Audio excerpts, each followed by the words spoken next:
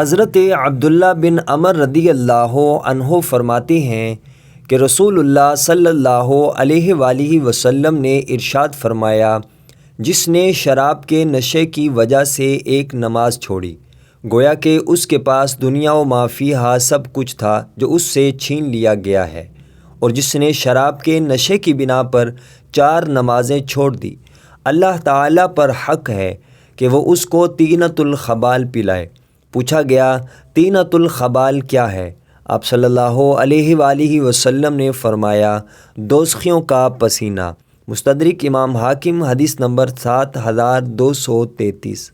محمد بن عبداللہ بن مسلم بیان کرتے ہیں کہ ابو مسلم خولانی حج پر گئے اور ام المؤمنین حضرت عائشہ صدیقہ رضی اللہ عنہا کی خدمت میں حاضر ہوئے۔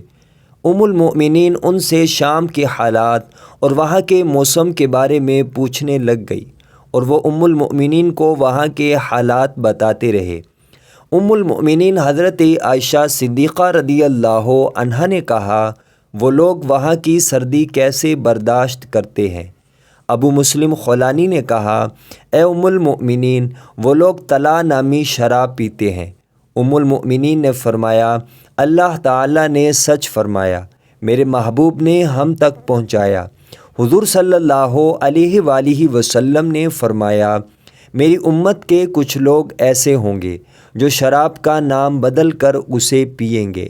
مستدرک امام حاکم، حدیث نمبر 7237۔